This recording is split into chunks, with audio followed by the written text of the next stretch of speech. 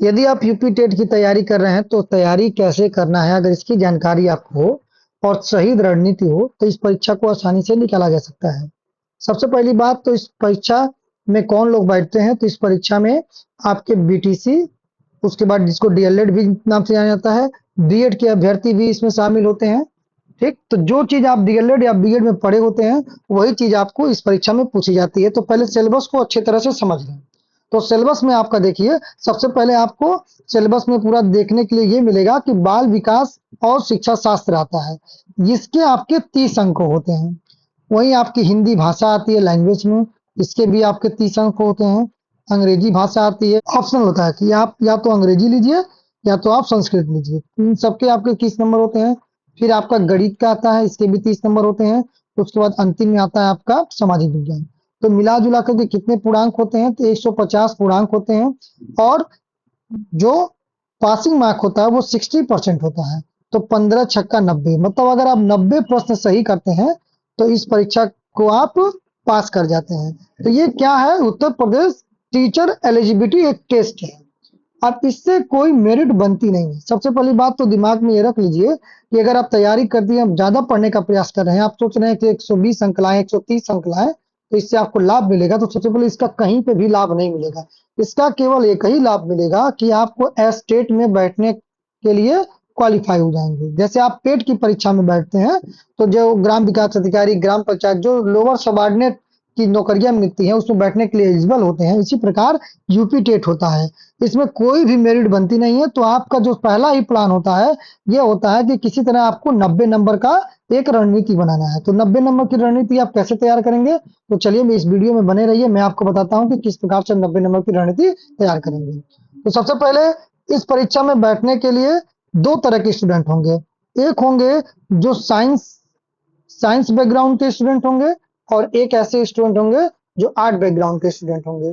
तो ये पूरा पूरा मान लगाया जाता है कि जो साइंस के स्टूडेंट होते हैं उनका मैथ, जो कि गणित होता है, और साइंस मतलब विज्ञान, तो मैथ और साइंस ये माना जाता है कि बहुत ही उनका स्ट्रांग होता है। तो देखिए, जो लोग साइंस के स्टूडेंट हैं वो लोग गणित और विज्ञान पे ज्यादा आप समय नहीं देंगे।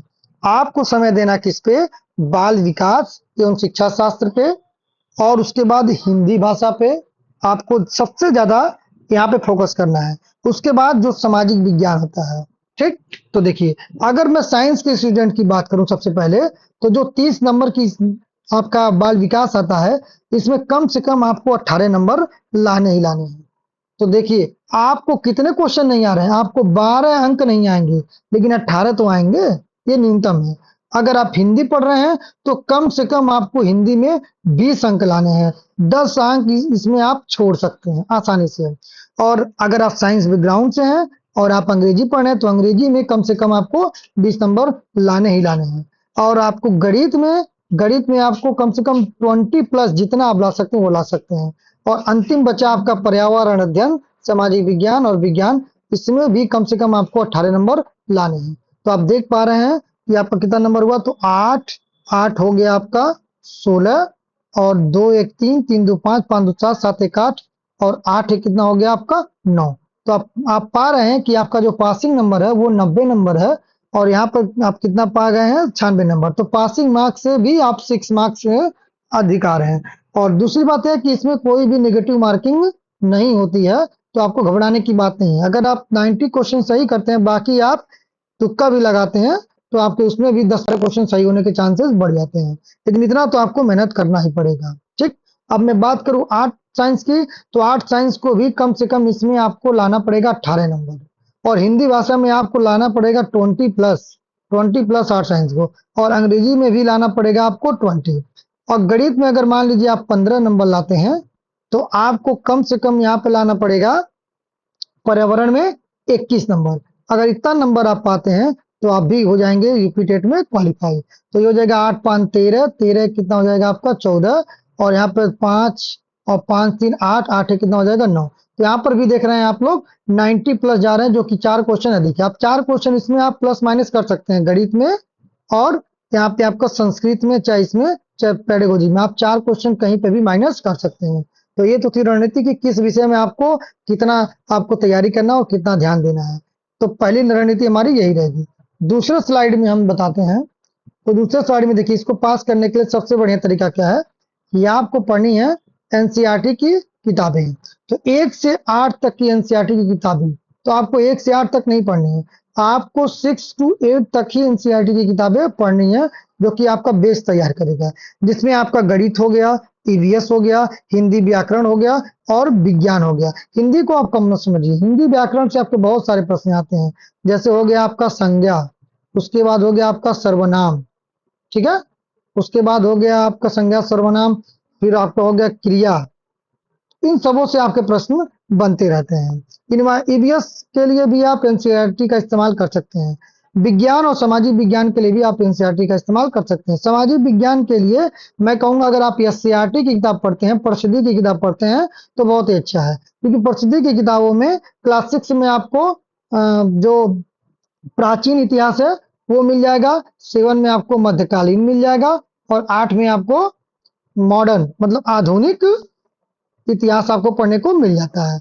और यहीं पे आपको भूगोल भूगोल के बारे में भी जानकारी मिल जाती है और कुछ न कुछ आपके इसमें क्या नाम है, आप तैयारी करते हैं पॉलिटी की, वो भी आपकी मिल जाती है। रोज टाइम टेबल बनाएं, तो ये सबसे जरूरी बात है। देखिए यहाँ पे मैंने तो लिखा है, एक जनरल कॉन्सेप्ट लिखा कि 1 घंटा आपको सीडीपी पढ़ना है, 1 घंटा हिंदी, 1 घंटा गणित, 1 घंटा आपको मॉक टेस्ट या रिवीजन करना है। तो देखिए जो सब्जेक्ट आप पढ़े हैं, जैसे साइंस वाले स्टूडेंट वो प्रयास करेंगे कि वो डेली 1 घंटा क्या पढ़े, हिंदी पढ़ें, सीडीपी पढ़ें और सामाजिक विज्ञान पढ़ें। और जो आर्ट वाले बच्चे हैं उनको मैं सजेस्ट करूंगा कि 1 घंटा आप गणित पढ़ें, उसके बाद 1 घंटा आप कोई और जैसे मान लीजिए सीडीपी पढ़ें, तो आप इस पर सबसे ज्यादा फोकस करें, तो आपके लिए बड़ा लाभकारी होगा। अब देखिए पुराने पेपर, इसका क्या लाभ है, जब भी आप प्रीवियस क्वेश्चन लगाते हैं तो प्रश्नों का जो पैटर्न है वो समझ में आता है। अब ऐसा नहीं है कि आप एक प्रश्न रट के चले जाएंगे तो वही प्रश्न दोबारा आएगा, उसका पैटर्न सेम रहता है, बस प्रश्न थोड़ा सा बदल जाता है। तो आप प्रीवियस क्वेश्चन लगाएंगे तो प्रश्नों के पैटर्न आपको समझ में आता रहेगा, समय प्रबंधन बेहतर होगा। आप जब टेस्ट देते हैं तो आपको पता चलता है कि जो नियमित समय था, मान लीजिए 2 घंटे में इसको पूरा करना है, तो कभी कभी हो सकता है कि आपको 2 घंटे 30 मिनट लग जाए। तो आप ये देखेंगे कि हमको समय प्रबंधन का भी ध्यान देना पड़ेगा, और इससे क्या होगा, लास्ट में आपका आत्मविश्वास भी बढ़ेगा। जब आप परीक्षाएं में बैठेंगे तो आपका पहले ही से आत्मविश्वास बढ़ा रहेगा कि हाँ हम सही समय में इसको हल कर पाएंगे। अब है मॉक टेस्ट। तो देखिए मॉक टेस्ट के लिए आप किसी भी साइट पे जाकर के मॉक टेस्ट में इनरोल कर लीजिए। मैं आपको सजेस्ट करूंगा कि आप टेक्स्ट बुक को ज्वाइन कर लीजिए, सबसे सस्ता है और सबसे अच्छा भी है। नोट्स बनाएं, लेकिन नोट्स उन्हीं चीजों का बनाएं जिन्हें आप याद नहीं कर पा रहे हैं, जो आपके लिए नया, जैसे कोई आर्ट्स का अगर विद्यार्थी है तो उसे बार बार गणित के सूत्र लिखना चाहिए, और अगर कोई साइंस का विद्यार्थी है तो उसे हिंदी व्याकरण के नियम को बारीकियों से पढ़ना चाहिए। रिवीजन सबसे जरूरी है, तो जो पढ़ा है उसे बार बार रिवाइज करिए। आज जो पढ़ा है, जो 1 हफ्ते में पढ़ा है, जो 1 महीने में पढ़ा है, तो उसको बार बार आप क्या करिए, रिवाइज करिए। यूपी टेट में सफलता का सबसे बड़ा मंत्र है, कम पढ़ो लेकिन बार बार पढ़ो। क्योंकि आपको वहां पर मेरिट नहीं डिसाइड करना है, आपको केवल कट ऑफ मार्क्स लाना है, जो कि कितना है, 90 नंबर है। अब अंतिम में आपका एक मैं प्रेरणादायक स्रोत लिखा हूं, हर सफल शिक्षक कभी एक अभ्यर्थी था, नियमित मेहनत, धैर्य और विश्वास से आपको सफलता एक दिन जरूर पहुंचेगी। ठीक है, आज की मेहनत ही कल की नियुक्ति बनेगी। आशा करते हैं कि आपको ये मेरा स्लाइड पसंद आया होगा। अगर आपको यहाँ तक पसंद आया है और आप यूपी टेट की और ज्यादा तैयारी करना चाहते हैं या आपकी कोई क्यूरी है, तो आप उसमें आप कमेंट बॉक्स में लिख सकते हैं, जिससे मैं अगला वीडियो उसी पर बनाऊं कि किस तरह से उसको दूर किया जाएगा, उस प्रॉब्लम को किस तरह से सॉल्व किया जाए। तब तक के लिए धन्यवाद, और अगर यहाँ तक पहुंचे तो मेरे चैनल को लाइक और सब्सक्राइब जरूर करें।